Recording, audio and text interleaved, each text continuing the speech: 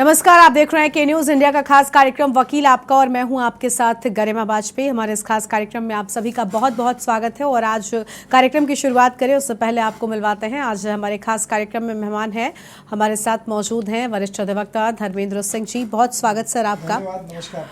तो आज के कार्यक्रम की शुरुआत करेंगे, आपके भी सवालों के जवाब हम लेंगे। इससे पहले आपसे कहना चाहते हैं कि अगर आपको कोई कानूनी राय चाहिए, कोई कानूनी सलाह चाहिए, कोई ऐसी समस्या है जिस पर आप जानकारी चाहते हैं तो देर मत कीजिए, अपना फ़ोन उठाइए और स्क्रीन पर दिए गए नंबर्स पर आप हमें कॉल कर सकते हैं और हमारे इस कार्यक्रम के दौरान लाइव वकील साहब से अपनी समस्या का समाधान भी पा सकते हैं। तो कार्यक्रम की शुरुआत करेंगे उससे पहले एक और अपील है आपसे कि आप जब हमें फ़ोन करें उस दौरान कृपया अपने टीवी के वॉल्यूम को कम रखें या फिर अपने टीवी से दूर जाकर बात करें ताकि आपका सवाल हम तक, वकील साहब तक ठीक शब्दों में पहुंचे, हम आपके सवाल को सुन सकें और उसके बाद आपके सवालों का समाधान, आपके सवालों का जवाब भी वकील साहब द्वारा दिया जाएगा। वकील साहब, कार्यक्रम की शुरुआत करते हैं। बहुत सारे सवाल हैं जो दर्शकों ने हमें भेजे हैं। उसमें से एक ये है कि नए किराएदारी अधिनियम में पुराने अधिनियम के प्रावधान लागू होंगे, क्योंकि इसको लेकर जो अपडेट हुआ है वो क्या है वो भी बताइए, इसके साथ ही सवाल का जवाब। देखिए, मॉडल टेनेंसी एक्ट जो सेंट्रल गवर्नमेंट ने जो फॉर्मूला दिया उस पे हर स्टेट ने अपने परिस्थितियों के अनुसार एक्ट को इम्प्लीमेंट किया है।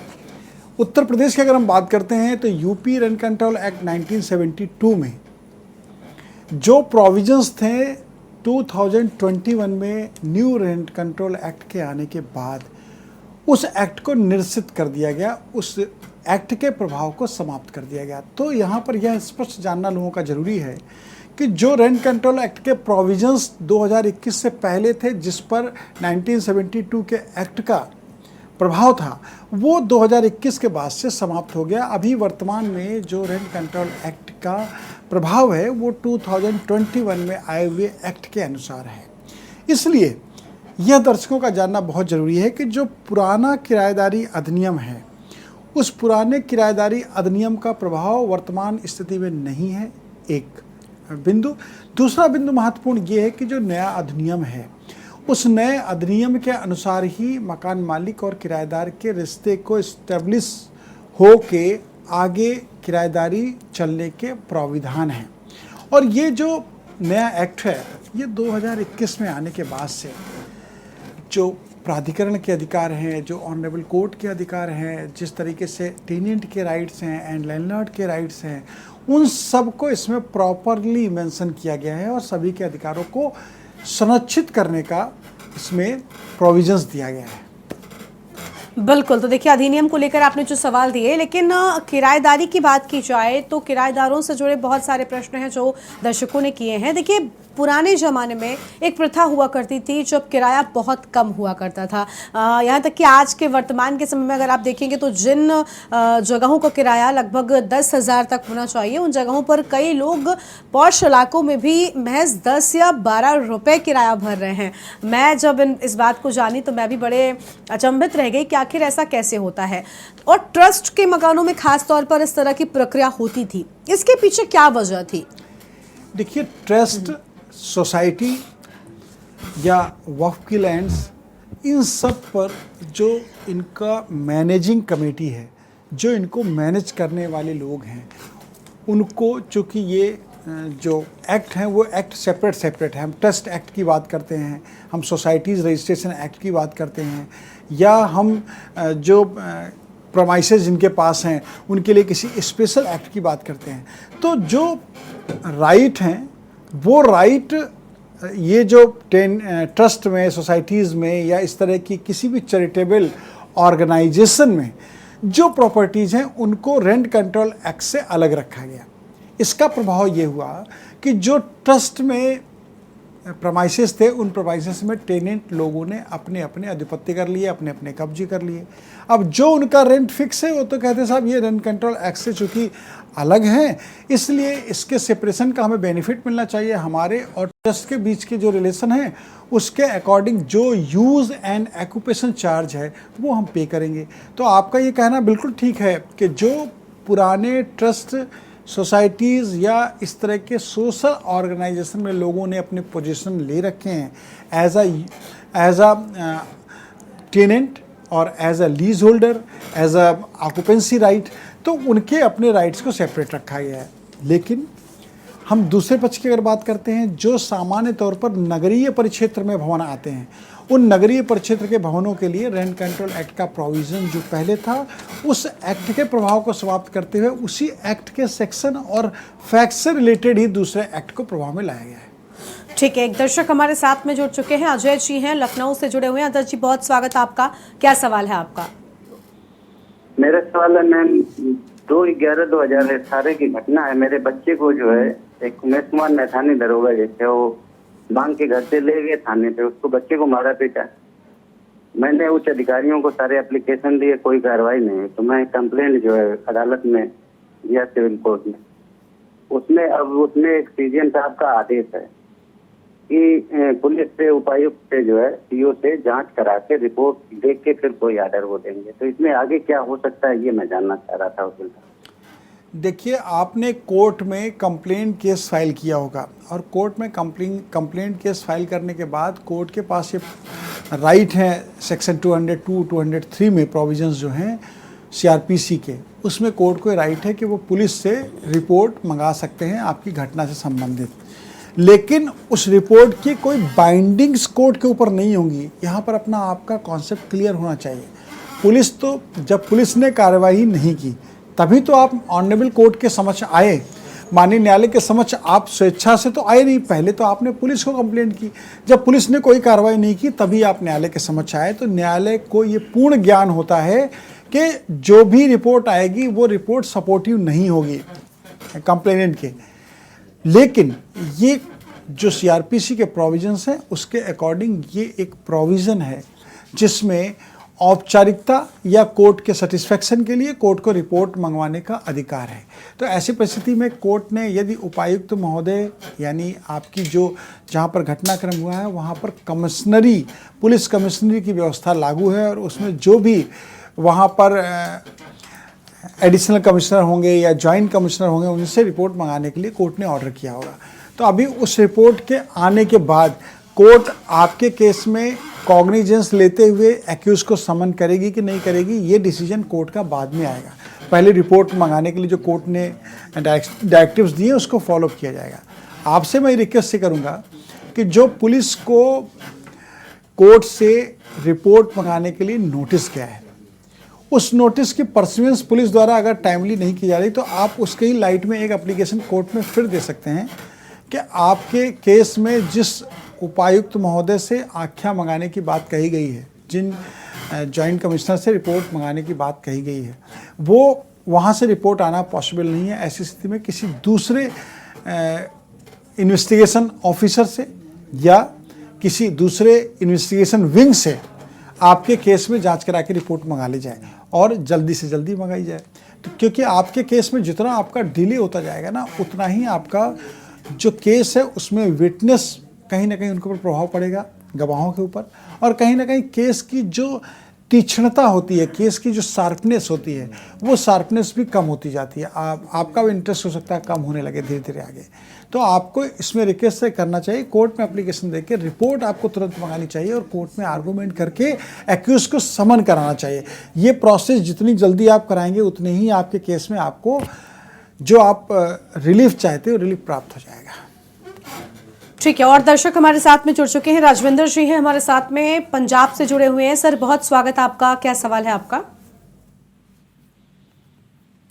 राजविंदर जी, आवाज मिल रही है आपको हमारी?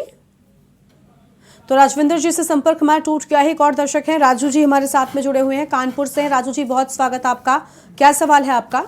नमस्कार वकील साहब। वकील साहब, वो मैंने आपको पहले ही बताया था कि मेरे मोहल्ले के पड़ोसी ने मुझे प्रोवाइड करी हुई थी, वसीयत करी हुई थी, जिसकी प्रोवाइड के लिए मैं न्यायालय में गया हुआ था। तो जब मैं 110 की एप्लीकेशन वहाँ आई है तो एक हमारे मोहल्ले में और सन 2000 में महिला रहती थी, उनकी बेटी ने ये कहा है कि वो उनकी बहन थी, कि वो उनकी बहन नहीं थी। अब क्या है कि कम 20 साल पहले का आधार कार्ड इनका मेरे पास भी नहीं है और 20 साल का उनका भी नहीं होगा, है ना। अब ये मैं कैसे प्रूफ करूं कि ये उनकी बहन नहीं थी, क्योंकि मैं परिवार उसमें भी गया था, परिवार रजिस्टर जो होता है उसमें भी गए था। तो कहने लगे कि आप आधार उसकी कॉपी लेके आइए राशन कार्ड की, कि उसमें कितने मेंबर थे, राशन कार्ड क्योंकि उस समय का बंद हो चुका है, तो अब इसमें बड़ी समस्या आ रही है सर। ठीक है राजू जी, आपने कोर्ट में प्रोबेट प्राप्त करने के लिए जो पिटीशन पेंडिंग है आपकी, आपने सबमिट की है, उसमें 110 की एप्लीकेशन यदि किसी की तरफ से आई है तो आपका कॉन्सेप्ट बिल्कुल क्लियर होना चाहिए कि जो एप्लीकेशन देता है अपने फैक्ट को प्रूफ करने के लिए रिलीफ मांगता है, अपने जो उसके कंटेंट्स हैं उनके लिए एविडेंस देने की रिस्पॉन्सिबिलिटी उनकी है। आप किसी के फैमिली ट्री के बारे में आपको कैसे मालूम हो सकता है? नहीं मालूम हो सकता है जब तक कि आप उस फैमिली के बहुत करीब ना हो या उस फैमिली में आपका इन्वॉल्वमेंट ना हो। अब यदि उनकी सो कॉल्ड डॉटर के रूप में किसी ने कोई एप्लीकेशन दी है कि हम इसमें पार्टी बनना चाहते हैं क्योंकि हम प्रभावित हैं और ये मेरा अधिकार है, ये मेरे ब्रदर की प्रॉपर्टी है जिसमें विल की गई है, तो ऐसी स्थिति में उस एप्लीकेशन पे आप यही आर्गूमेंट कराइए अपने एडवोकेट के माध्यम से कि जो एप्लीकेशन दी गई है उसमें एविडेंस एक्ट के अकॉर्डिंग एप्लीकेशन के कंटेंट्स को प्रूफ करने की रिस्पॉन्सिबिलिटी थर्ड पार्टी की है, और थर्ड पार्टी ही कोई ऐसा डॉक्यूमेंट लाए जिससे ये प्रूफ हो कि वो भाई बहन थे। आप उस डॉक्यूमेंट को कलेक्ट नहीं कर सकते, उसके लिए आपको बहुत कठिन परिश्रम करना पड़ेगा, लेकिन उसका अगर भाई बहन का रिश्ता है तो वो प्रूफ करने की जिम्मेदारी उनकी है जिन्होंने एप्लीकेशन दी है। तो ऐसी परिस्थिति में आपको कोर्ट पे सिर्फ इस बात पे फोकस करते हुए आर्गूमेंट करना है कि इनकी एप्लीकेशन मेंटेनेबल नहीं है। रीज़न यही है कि जो इनके द्वारा एप्लीकेशन दी गई उसके सपोर्ट में कोई भी इन्होंने एविडेंस नहीं दिया है। अगर ये भाई बहन है तो सबसे पहले अपना एविडेंस दें, तभी इनके फैक्ट को कोर्ट द्वारा कंसीडर किया जा सकता है। अगर इतने आर्गूमेंट के साथ आप कोर्ट को कन्विंस कर ले जाते हैं तो निश्चित रूप से उनकी 110 की एप्लीकेशन रिजेक्ट हो जाएगी और उनके पास कोई डॉक्यूमेंट नहीं है तो उनका बेसलेस एप्लीकेशन मेंटेनेबल नहीं होगी। ठीक है, एक और दर्शक हमारे साथ में है, रामदीन जी हैं, बुलंदशहर से जुड़े हुए हैं। रामदीन जी, बहुत स्वागत आपका। क्या सवाल है आपका? नमस्कार सर, मेरा सवाल ये है कि जो है पशुचर की जो जमीन है उसके रामवीर बनाम ग्राम सभा कमिश्नरी में केस चल रहा है उसका, और जो दूसरी पार्टी है उसने स्टे ले रखे इलाहाबाद से, तो मैं उसके संबंध में जानकारी करना चाहता हूँ कि वहाँ जो है, क्योंकि मुझे प्राइवेट वकील की तो मेरी क्षमता नहीं है खड़ा करने की जिससे मैं स्टे तोड़वा दूँ वहाँ, तो वो जो पट्टे हैं जिससे कि निरस्त हो जाएं, तो मुझे वहाँ पे क्या करना है? जो कोई सरकारी वकील की मदद मिल सकती है क्या नहीं मिल सकती है? देखिए, आप जो कह रहे हैं ये निश्चित रूप से एक पब्लिक इंटरेस्ट में किए जाने वाला कार्य है, यानी जनहित में किए जाने वाला कार्य है, और district court, honourable high court, commissioner महोदय की कोर्ट या बोर्ड ऑफ रेवेन्यू, कहीं पर भी आपने अगर कोई कंप्लेंट की है या किसी कंप्लेंट में आप पार्टी हैं, तो ऐसी सिचुएशन में आपको ये राइट है कि आपके कंटेंट्स को वहाँ प्रेजेंट किया जाए और उसको सुना जाए। आपका कहना है कि आप कैपेबल नहीं है कि आप एडवोकेट कर सकें जो आपकी तरफ से प्लीडिंग कर सके या आर्गूमेंट कर सके, तो आपके पास एक और ऑप्शन है जिस ऑप्शन के आधार पे अपने केस को आप परस्यू करा सकते हैं। वो है जिला विधिक संस्थान, जो भी हर डिस्ट्रिक्ट में, ऑनरेबल हाई कोर्ट में भी एक विंग है, जिस विंग में अगर आप अपनी एप्लीकेशन देते हैं कि साहब मेरे पास अधिवक्ता नियुक्त करने की व्यवस्था नहीं है और मुझे इसमें सपोर्ट किया जाए, तो वहाँ से आपको एक अधिवक्ता जिसका खर्च सरकार जिसका जो व्यय है वो सरकार वहन करती है, तो ऐसी परिस्थिति में आपको वहाँ से एक अधिवक्ता पैरवी के लिए मिल जाएगा, यानी अलॉट हो जाएगा। लेकिन आपको एप्लीकेशन देनी पड़ेगी। वो एप्लीकेशन आपको जिला विधिक संस्थान जो भी हैं वहाँ पर आप देंगे, तो आपको वहाँ से जिस वकील को नॉमिनेट किया जाएगा, जिसको भी आपको अलॉट किया जाएगा, उस एडवोकेट के माध्यम से आप अपने केस की परस्यूएंस कर सकते हैं और स्टे जो ऑनरेबल हाई कोर्ट से हुआ है उसको मेंशन करा के आप उसको ब्रेक करा सकते हैं या उसको सेट असाइड करा सकते हैं, क्योंकि कोर्ट की नॉलेज में ये सारे फैक्ट्स आने के लिए आपकी तरफ से परस्यूएंस जरूरी है। Second point is very important, जब भी आप इस तरह के कंटेंट्स के लिए अपने किसी एडवोकेट को जिला विधिक परिषद से प्राप्त करेंगे तो उनको सारे तथ्य बताइएगा और उनको ये भी बताइएगा किस तरीके से पट्टों के करने का जो प्रोसेस को दुरुपयोग किया गया, किस तरीके से पट्टे किए गए हैं, और उन पट्टों को करने के बाद में क्या जो राइट है वो राइट किसी का प्रभावित होता है। जब आप ये सारे कंटेंट्स बताएंगे तो आपकी निश्चित रूप से मदद होगी और जो एडवोकेट आपको मिलेंगे वो वहाँ पर मेंशन करते हुए केस को डिसमिस करा देंगे। ठीक है, एक और दर्शक हमारे साथ में हैं, रजविंदर जी हैं, जो कि पंजाब से एक बार फिर से हमारे साथ में जुड़ चुके हैं। रजविंदर जी, बहुत स्वागत है आपका। आवाज मिल रही है आपको? हाँ जी, नमस्कार सर। जी नमस्कार सर जी। जी, अपने सवाल करें।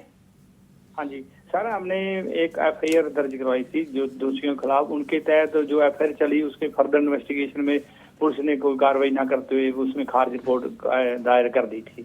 हमने जज साहब ने उसको 2-3 बार तो भेजा, वापस फिर स्वीकार कर ली जज साहब ने।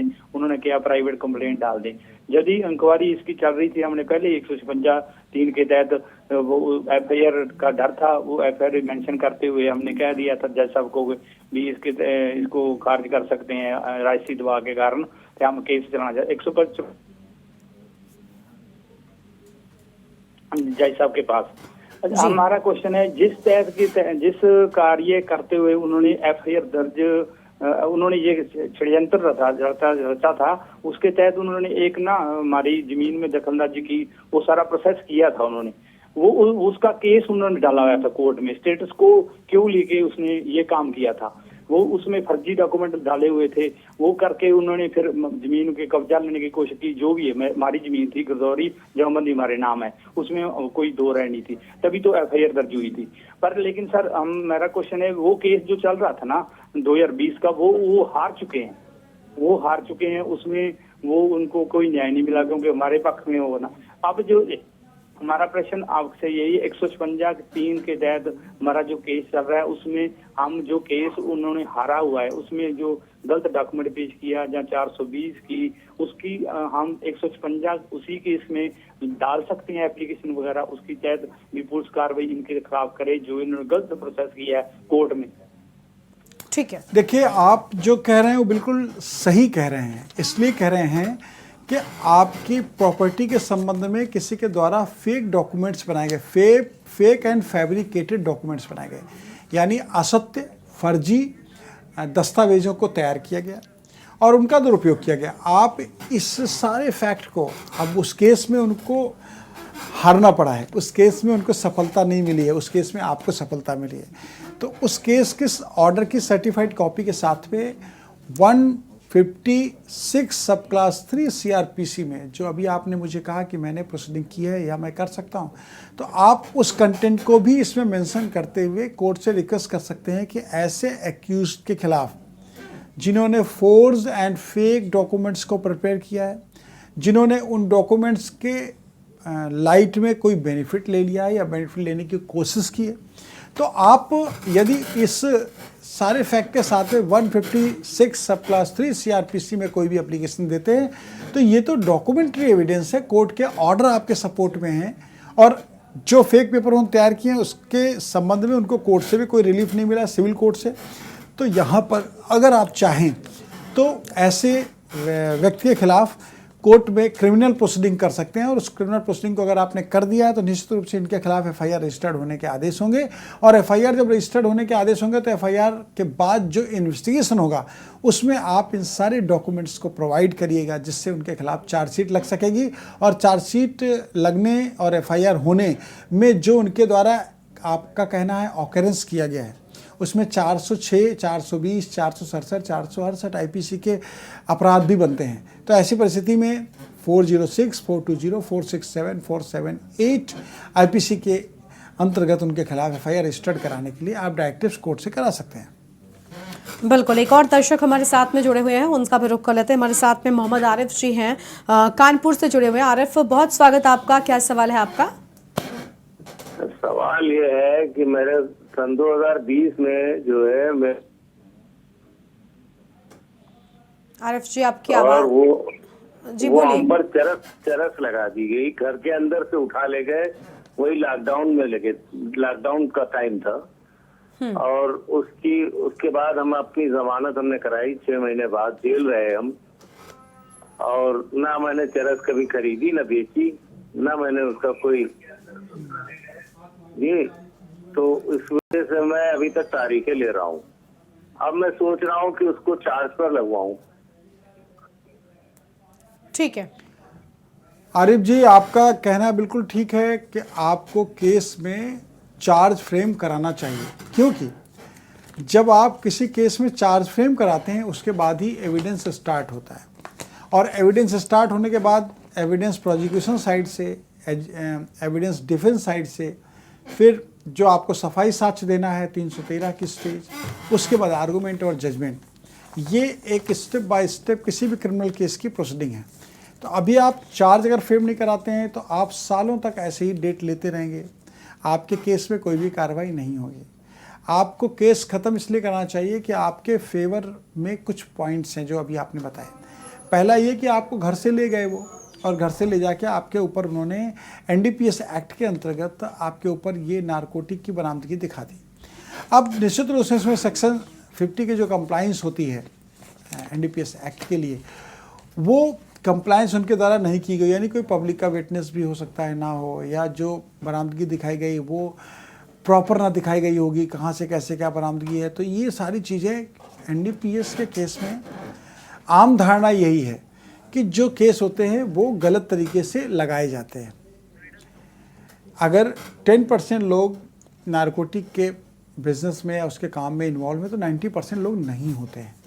तो ऐसी परिस्थिति में जो भी केस किसी के ऊपर लग जाता है तो एज अ एडवोकेट मैं आपको ओपिनियन दे रहा हूँ कि फिर वहाँ पर एडवोकेट की अपनी जो तार्किक शक्ति है, या उनका जो अपना ज्ञान है, उनका जो नॉलेज है, उनका जो क्रॉस का तरीका है, वो तरीका ही आपके केस से आपको बाइज्जत बरी कराता है।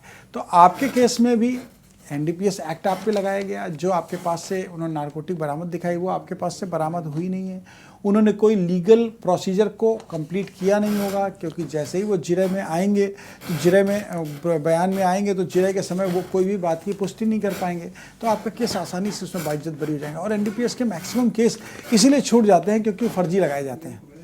ठीक है, हमें उम्मीद है कि आरव जी आपको आपके सवाल का जवाब मिल गया होगा। एक और दर्शक हमारे साथ में है, साधना जी हैं, लखनऊ से जुड़ी हुई हैं। साधना जी, बहुत स्वागत आपका, क्या सवाल है?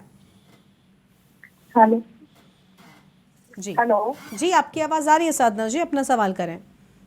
हाँ, ये मैं मेरा जो है मऊ में एक शहरोज गांव है, वहाँ पर जमीन फंसा है। ठीक है, तो उसका मुआवजा नहीं मिला है, जबकि डीएम की तरफ से हम लोग को हो गया है कि मतलब मिल जाना चाहिए, लेकिन एनएचआई वाले जो है इसको कोर्ट में ले गए हैं और उस केस का मतलब उसका मुआवजा नहीं दे रहे हैं जमीन का। देखिए मैम, कोई भी लैंड एक्वायर्ड होगी according to land acquisition act, तो उनको पहले आपका मुआवजा देना पड़ेगा।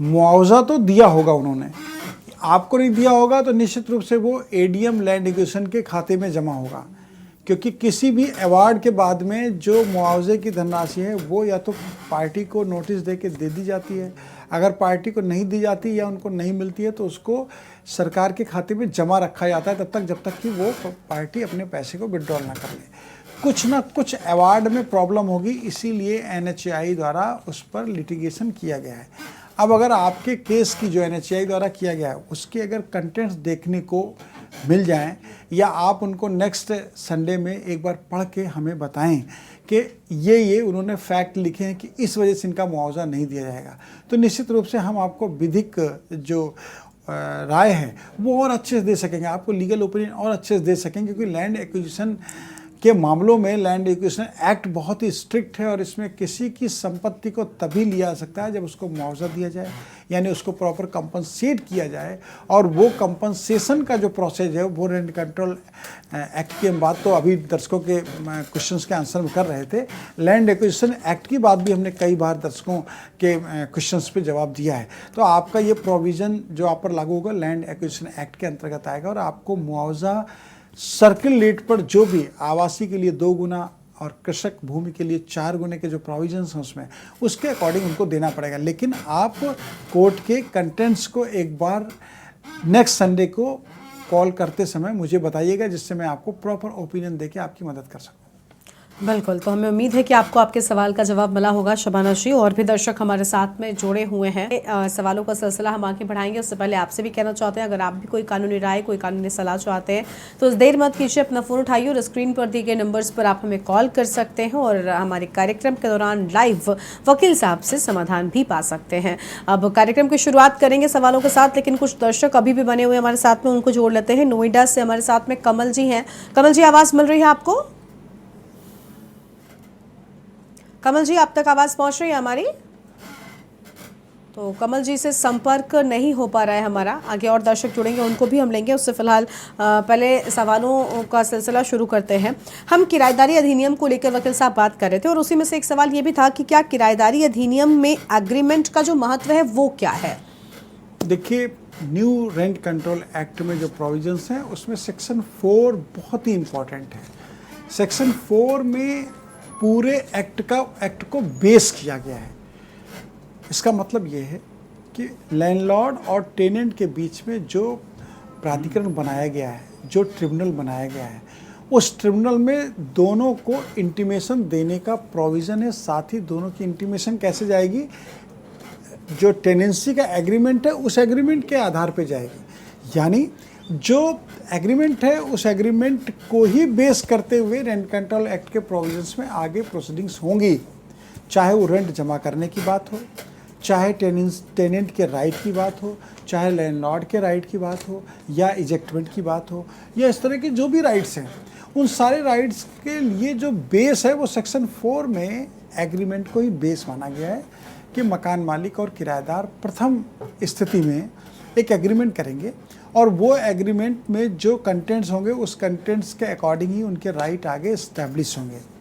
अब यहाँ पर ये जो एक्ट में ये प्रोविज़न दिया गया है, इसमें बहुत सारे ऐसे बिंदु हैं जिन बिंदुओं पर सोचना पड़ता है और इस पर ऑनरेबल हाई कोर्ट में लोग अब जाएंगे लिटिगेशन में, क्योंकि बहुत सारे जगहों पर टेनेंट एग्रीमेंट नहीं करना चाहता है या लैंडलॉर्ड एग्रीमेंट नहीं करना चाहता है, या लैंडलॉर्ड कहता है मुझे कोई एग्रीमेंट नहीं करना है, आप नया एक्ट आ गया, आप तुरंत खाली करिए 30 दिन में, एक लीगल नोटिस दे देते हैं। तो वहाँ पर जो अभी तक सिविल कोर्ट में प्रोविजंस थे उसके अकॉर्डिंग जो राइट मिलते थे टेनेंट को, वो राइट अब इस तरह के जो समरी ट्रायल हैं, जो कम समय में डिसाइड किए जाने वाले ट्रिब्यूनल के माध्यम से ये प्रोविजंस हैं, उसमें उनको वो बेनिफिट नहीं मिलेगा। लेकिन यहाँ पर सेक्शन 4 इज़ वेरी इंपॉर्टेंट, जिसमें टेनेंट और लैंडलॉर्ड को एक एग्रीमेंट करना है। वो एग्रीमेंट 11 मंथ का, जिसमें दोनों लोगों के अपने अपने कंटेंट्स होंगे और उन कंटेंट्स के अकॉर्डिंग दोनों के राइट आगे एस्टेब्लिश होंगे। बिल्कुल। एक दर्शक हमारे साथ में अभी जुड़े हैं, अनिल जी हैं, बरेली से जुड़ चुके हैं। अनिल जी, बहुत स्वागत आपका। क्या सवाल है?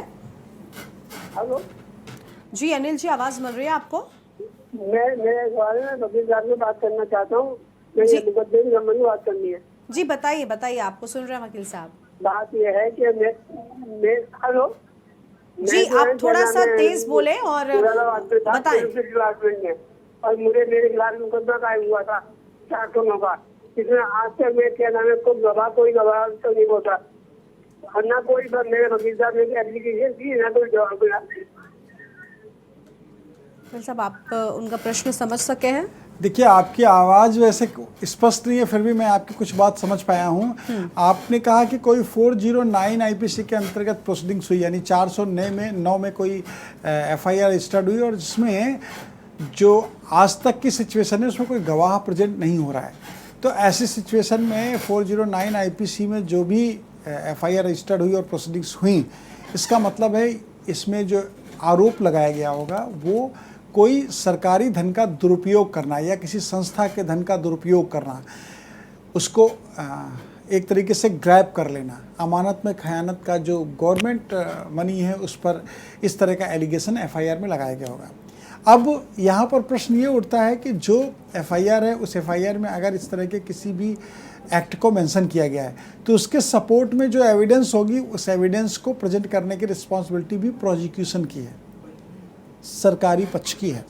अब ऐसी स्थिति में वहाँ पे अगर कोई भी साक्ष्य नहीं है कि इनके द्वारा कोई भी धन का गबन नहीं किया गया है एक्यूज के द्वारा, तो वो हो सकता है इस वजह से कोई एविडेंस प्रेजेंट न कर पा रहे हो, तो ये आपके लिए बेनिफिशियल है। आप कोर्ट में एक एप्लीकेशन दीजिए कि साहब इतने समय पहले चार्ज फ्रेम हुआ था और चार्ज फ्रेम होने के बाद आज तक इसमें विटनेस कंप्लीट नहीं हो पा रहे हैं, जिससे अननेसेसरी का हमारा हैरेसमेंट हो रहा है। और जो 409 आईपीसी के एलिगेशन मेरे ऊपर हैं, उसके लिए आईपीसी में प्रोविज़न ये है, इन प्रोविजंस के अकॉर्डिंग जितना किसी ट्रायल के होने के बाद सज़ा के प्रोविज़न है, उससे ज़्यादा समय से तो मैं मुकदमे को कंटेस्ट कर रहा हूँ और डेट्स लगती हैं जिन डेट्स पे हम परसुएंस करने के साथ ही हैरेस होते हैं। तो कोर्ट निश्चित रूप से इस तरह के मामलों में अर्जेंसी को एक्सेप्ट करते हुए केस की प्रोसीडिंग को आगे बढ़ाती है। आपसे मेरी रिक्वेस्ट है, आप अगर कोर्ट में एप्लीकेशन देंगे एविडेंस क्लोज करने की, इस वर्ड को ध्यान रखिएगा, अपने एडवोकेट को जब आप मेंशन करेंगे, बताएंगे, तो उनसे कहिएगा साहब एविडेंस क्लोज करने की एप्लीकेशन आप दीजिए। और एविडेंस क्लोज करने की एप्लीकेशन जब आपकी तरफ से दी जाएगी तो उसमें गवाह नहीं आ रहे हैं तो उनके खिलाफ एनबीडब्ल्यू होगा, आएंगे वो आकर के अपने बयान देंगे, और नहीं आते हैं तो आपके केस में कोर्ट के पास ये राइट है कि 2-3 बार इस तरह की इंटीमेशन देने के बाद वो एविडेंस क्लोज कर सकती है और केस को ख़त्म भी कर सकती है। बिल्कुल। और देखिए, हमें उम्मीद है अनिल जी कि आपको आपके सवाल का जवाब मिल गया होगा, जो सवाल आपने किया था। हालांकि आपकी आवाज़ पूरी तरीके से स्पष्ट नहीं थी, आपका सवाल हम ठीक तरीके से सुन नहीं पाए, इसीलिए आपसे कहते हैं कि जब भी आप हमें फ़ोन करें तो अपने टीवी से थोड़ा दूर जाकर बात करें और स्पष्ट शब्दों में बोलें ताकि आपकी बात हम तक ठीक से पहुँचे। आगे बढ़ेंगे सवालों की ओर। किराएदारी अधिनियम को लेकर हम बात कर रहे थे कि आखिर ये कितना ज़रूरी है। अब इसी में एक सवाल ये भी था कि समय सीमा का निर्धारित तो होना भी ज़रूरी होता है क्या इसमें? देखिए, अभी तक क्या था, जो भी टेनेंट रहते थे प्रमाइसेस में वो अपने हिसाब से रहते थे और कोई भी एग्रीमेंट होता नहीं था। तो जब रेंट देना है या रेंट नहीं देना है और लैंडलॉर्ड को रेंट लेना है या रेंट नहीं लेना है, तो उनके बीच के डिस्प्यूट भी सिविल कोर्ट में जाते थे। अभी क्या है, जो न्यू रेंट कंट्रोल एक्ट में प्रोविज़न सेक्शन 4 का है, उसके बाद सेक्शन 5, 6, 7 की हम बात करते हैं। तो 4 में जब एग्रीमेंट होगा तो उस एग्रीमेंट में ये मेंशन किया जाएगा कि हम आपको 11 महीने के लिए ये प्रमाइसेस दे रहे हैं क्वेश्चन प्रॉपर्टी को, और इसका मंथली रेंट ये आपको पे करना होगा। जो भी मंथली रेंट है वो मंथली रेंट लैंडलॉर्ड और टेनेंट के बीच का आपसी सहमति से तय किया गया अमाउंट होगा। यदि आपसी सहमति से कोई अमाउंट तय नहीं होता है तो उसका जो निर्धारण है वो ट्रिब्यूनल द्वारा किया जा सकता है। अगर ट्रिब्यूनल के द्वारा उस अमाउंट को तय कर दिया गया तो वो पे करने की रिस्पॉन्सिबिलिटी टेनेंट की है।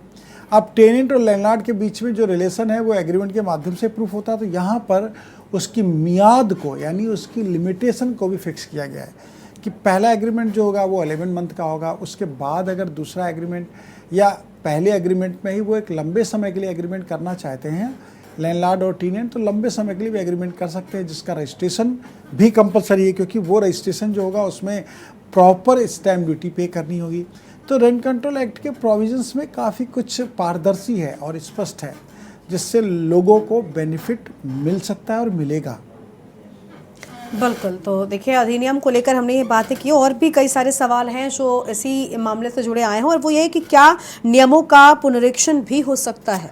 ट्रिब्यूनल के पास ये राइट है। जो एक्ट में प्रोविजंस हैं सेक्शन 9, 10, 11 की हम बात करते हैं, तो जो ट्रिब्यूनल के पास राइट हैं उसके अकॉर्डिंग वहाँ पे यदि कोई रेंट का फिक्सेशन हो गया है तो उस रेंट के फिक्सेशन के बाद उसका वो रिव्यू भी कर सकते हैं या उस पर वो रेंट को इंक्रीज़ करने का आदेश भी कर सकते हैं।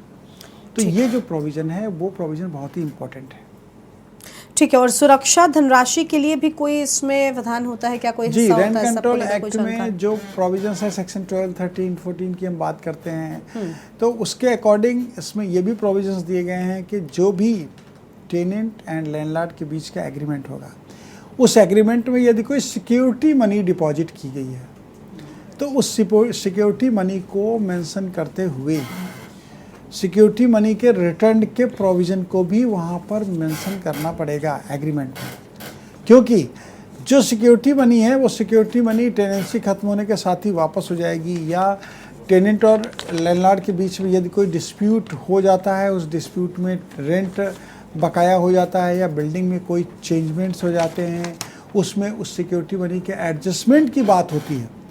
तो ये सारी बातें अगर एग्रीमेंट में होगी तो लैंडलॉर्ड और टेनेंट के जो राइट हैं वो दोनों के राइट कॉमन राइट इस्टेब्लिश रहेंगे और वो सिक्योर भी रहेंगे। तो इस बात को ध्यान में रखते हुए सिक्योरिटी मनी को रिटर्न करने का, सिक्योरिटी मनी को एडजस्ट करने का, सिक्योरिटी मनी को रेंट में एडजस्ट करने के प्रोविजंस को भी इसी उद्देश्य से रखा गया है, जिससे कि इस तरह के विवादों से व्यक्तियों को बचाया जा सके। ठीक है, और किराएदारी का एग्रीमेंट कौन रखता है वकील साहब, क्योंकि एग्रीमेंट को लेकर भी बातें होती हैं, इसका ऐसा कौन करता है? देखिए, किराएदारी शब्द जो है, यानी टेनेंसी जो वर्ड है, इस वर्ड में ये शो होता है कि कोई कॉन्ट्रैक्ट होगा। अब ये सिंपल कॉन्ट्रैक्ट है, कॉन्ट्रैक्ट मतलब संविदा एक दूसरे के बीच में। ये कॉन्ट्रैक्ट लैंडलॉर्ड और टेनेंट के बीच किया जाएगा, यानी जो वहाँ पर यूज़ कर रहा है प्रेमाइसेस को वो हो गया है टेनेंट, और जिसकी ऑनरशिप है वो ऑनरशिप में हो गया राइट लैंडलॉर्ड का। तो यहाँ मैं एक बात और दर्शकों को बताना चाहता हूँ कि जो ऑनरशिप है उस ऑनरशिप में भी बहुत सारे अपने डिस्प्यूट्स हैं। कहीं कहीं पर जो रोड साइड के मकान होते हैं उसमें लोग मलबा मालिक बन जाते हैं, यानी उस मलबे की ऑनरशिप होती है, लैंड की टाइटल उनके पास नहीं होती है। तो ऐसी स्थिति में ये नहीं कहा सकता है कि साहब ये इस मकान के मालिक नहीं है, वो उस मलबे के मालिक होते हैं जिस आधार पे उनकी ऑनरशिप मलबे की होती है, और उस मलबे के अंतर्गत भी वो किसी को उपयोग उपभोग करने का अधिकार दे सकते हैं, और उससे वो यूज एंड ऑक्यूपेशन चार्ज ले सकते हैं। तो ये जो एग्रीमेंट है वो एग्रीमेंट लैंडलॉर्ड और टेनेंट के बीच में एक कॉन्ट्रैक्ट है, एक रिलेशन है जो दोनों के बीच में बनता है। अब वो जो एग्रीमेंट के लिए बेस बनता है वो टेनेंसी ही है, तो दोनों के कंटेंट्स को उस एग्रीमेंट में प्रॉपर मेंशन किया जाता है। और न्यू रेंट कंट्रोल एक्ट के जो प्रोविजंस है, जैसा कि मैंने बताया, सेक्शन 4 में एग्रीमेंट कंपलसरी है। विदाउट एग्रीमेंट कोई भी राइट आगे इस्टेब्लिश होगा ही नहीं, चाहे वो रेंट जमा करने की बात हो, चाहे वो मेंटेनेंस की बात हो बिल्डिंग के, चाहे इजेक्टमेंट की बात हो, सभी में कॉन्ट्रैक्ट बेस करता है। तो रेंट कंट्रोल एक्ट के प्रोविजंस को ध्यान में रखते हुए कॉन्ट्रैक्ट को सबसे पहले करना है, ये इस एक्ट में प्रोविजन सेक्शन 4 के अंतर्गत दिया गया है।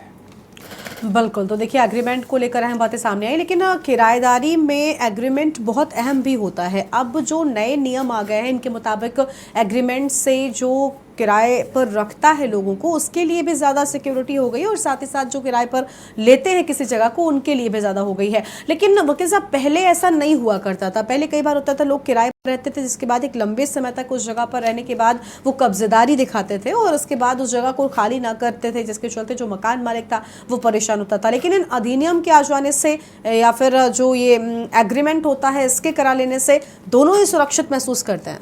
देखिए, आप बिल्कुल ठीक कह रहे हैं कि जो पहले प्रोविज़न थे उन प्रोविज़न्स के अकॉर्डिंग जो लैंडलॉर्ड थे वो कुछ सफ़र करते थे, कुछ उनको प्रॉब्लम्स होती थी, क्योंकि टेनेंसी के जो केस हैं वो काफ़ी लंबे समय तक चलते थे। जो गवर्नमेंट ने न्यू फार्मूला, न्यू एक्ट की ईजाद किया, उसमें model tenancy act central government द्वारा जो लाया गया, जिसके आधार पर स्टेट वाइज उसका अपना इम्प्लीमेंटेशन हुआ, तो निश्चित रूप से इसमें लैंडलॉर्ड के जो राइट हैं उन लैंडलॉर्ड के राइट को ज़्यादा सुरक्षित किया गया अपेक्षाकृत टेनेंट के राइट, क्योंकि लैंडलॉर्ड और टेनेंट के बीच में अगर एग्रीमेंट नहीं हो रहा है तो उसमें टेनेंट की मिस्टेक होगी। लैंडलॉर्ड तो चाहता ही एग्रीमेंट हो और जल्दी से बेदखल हो।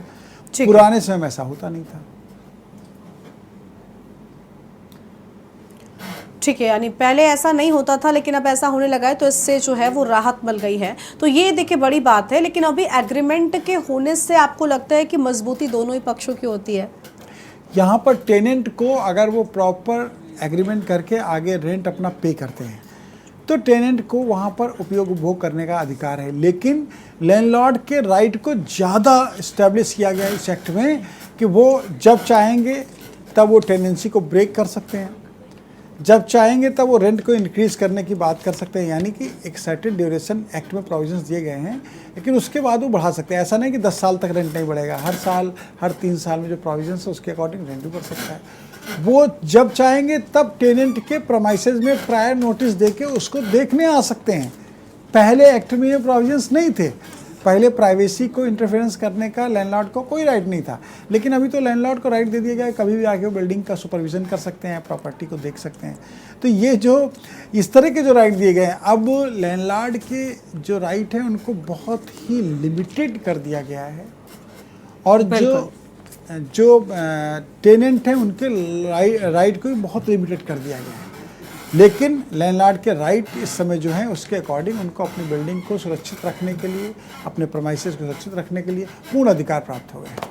ठीक है। अच्छा, कई बार ऐसा भी होता है वकील साहब कि जब किराएदारी होती है तो ऐसे में सिक्योरिटी मनी के तौर पर जो किराएदार होते हैं, ये कई महीनों का किराया, बड़े शहरों में तो ये काफ़ी ज़्यादा होता है, लाखों में इसकी संख्या होती है, ये सिक्योरिटी के तौर पर मकान मालिक के पास जमा करवाते हैं। लेकिन कई मामले ऐसे सामने आते हैं जो मकान मालिक किराएदारों का वो पैसा नहीं लौटाते हैं और उसके लिए वो तरह तरह के बहाने भी बताते हैं। क्या एग्रीमेंट में ये चीज़ें भी होती हैं और क्या करानी चाहिए बहुत किराएदारों इंपॉर्टेंट को? क्वेश्चन है आपका ये, इसलिए भी कि इसीलिए न्यू एक्ट में प्रोविजन दिया गया कि एग्रीमेंट लैंडलॉर्ड टेनेंट के बीच होना बहुत जरूरी है। एग्रीमेंट में ऑल कंटेंट्स मेंशन किए जाएंगे, सभी शर्तों को वर्णित किया जाएगा, जिसमें यह भी वर्णित किया जाएगा कि जो सिक्योरिटी मनी है वो कितनी है, कैसे दी गई है और सिक्योरिटी मनी को कब रिफंड करेगा लैंडलॉर्ड। किराएदारी समाप्त होने पर रिफंड करेगा या बीच में रिफंड करेगा या जब वो वैकेंट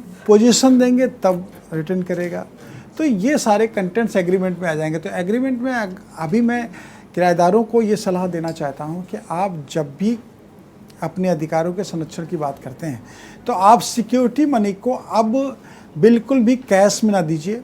आप उनके सिक्योरिटी मनी को प्रॉपरली जैसे अकाउंट में ट्रांसफ़र किया था वैसे करिए, चेक से पेमेंट करिए या जो भी करना है आपको, वो पेमेंट आपके बुक्स में शो होना चाहिए, आपके रिटर्न में शो होना चाहिए, आपके जो डॉक्यूमेंट्स में शो होना चाहिए, जिससे कि आप उनकी वसूली की बात कर सकें। और एग्रीमेंट में इस शर्त को बिल्कुल क्लियर करा देना चाहिए कि जो एडवांस मनी है वो एडवांस मनी इस स्टेज पे रिटर्न कर दी जाएगी। वहाँ पर लैंडलॉर्ड भी अपनी सुरक्षा के लिए कुछ पॉइंट्स को ऐड कराते हैं कि बिल्डिंग में इंटरनल एक्सटर्नल अगर चेंजमेंट हुआ तो मैं इस अमाउंट को फॉरफिट कर लूँगा या इसको वापस नहीं करूँगा। ये भी उसे मेंशन कराते हैं कि अगर कुछ महीनों का किराया नहीं मिला है तो मैं इस अमाउंट को फॉरफिट कर लूँगा। इस तरह के फैक्ट्स होते हैं। ठीक है, बिल्कुल। तो देखिए यहाँ पर बहुत अहम सवाल था क्योंकि कई सारे जो लोग हैं जो दूसरे शहरों में जाकर रहते हैं उनके सामने एक बड़ी समस्या होती है और कई बार उनका पैसा वापस नहीं मिलता, जिसकी काफ़ी ज़्यादा संख्या होती है, तो उन्हें परेशानी भी होती है। तो इस पर बात करें, मगर सब किराएदारी को लेकर आज हम विस्तार से बात कर रहे हैं। एग्रीमेंट पर भी हमने बहुत सारी बातें की कि एग्रीमेंट कितना ज़रूरी है, दोनों ही पक्षों को इसका लाभ भी होता है, इससे फ़ायदे में रहते हैं। लेकिन एग्रीमेंट असल में जब हो जाता है तो डॉक्यूमेंट्स की कॉपी रहती किसके पास है? देखिए, पहले जब एग्रीमेंट कोई होता था टेनेंट और लैंडलॉर्ड के बीच में तो उसको लैंडलॉर्ड अपने पास रख लेते थे, टेनेंट को नहीं देते थे। लेकिन अभी एक्ट में जो प्रोविजंस हैं न्यू एक्ट में, उसके अकॉर्डिंग जो एग्रीमेंट होगा उस एग्रीमेंट की 2 प्रतियां बनेंगी और जब 2 कॉपीज़ होंगी तो 2 कॉपीज़ में 1 लैंडलॉर्ड को एंड 1 टेनेंट को दी जाएगी। दोनों अपने पास ओरिजिनल एग्रीमेंट को रखेंगे और इसकी इंटीमेशन वो ट्रिब्यूनल को देंगे। इसमें लैंडलॉर्ड को भी ये राइट है कि वो वहाँ पर इंटीमेशन देंगे और टेनेंट को भी ये राइट है कि वहाँ पर इंटीमेशन देंगे। ऐसा नहीं है कि कोई एक इंटीमेशन दे देगा, वहाँ पर दोनों को अपने अपने जो राइट हैं उसके अकॉर्डिंग एग्रीमेंट को वहाँ पर प्रेजेंट करते हुए अपनी इंटीमेशन देनी है ट्रिब्यूनल में। ये इसलिए भी बहुत आवश्यक है कि जो भी बिल्डिंग्स हैं, जिन बिल्डिंग्स में ये रेंट कंट्रोल एक्ट प्रभावी है, तो वहाँ पर लैंडलॉर्ड को ये मालूम रहे कि हमारे क्या दायित्व हैं, क्या रिस्पॉन्सिबिलिटी है हमारी, और टेनेंट को ये मालूम रहे कि क्या मेरे राइट हैं। इसलिए ट्रिब्यूनल के नॉलेज में सभी बातों का आना बहुत ज़रूरी होता है और इस एक्ट में यही प्रोविज़न दिया गया है कि जो राइट हैं और जो लायबिलिटी है, रिस्पॉन्सिबिलिटी है, वो सब प्रॉपर मेंशन रहे एग्रीमेंट में, जिससे ट्रिब्यूनल को भी मालूम रहे कि किस बिल्डिंग में कौन टेनेंट है, उस टेनेंट के अपने क्या राइट हैं और वहाँ का लैंडलॉर्ड कौन है जिस लैंडलॉर्ड के द्वारा उनको टेनेंसी पे रखा गया है। बिल्कुल। तो वकील साहब, आपका बहुत शुक्रिया आज हमारे कार्यक्रम में आने के लिए और अहम बातें, हमारे दर्शकों के अहम सवालों का जवाब देने के लिए। तो वकील, आपका मैं फिलहाल इतना ही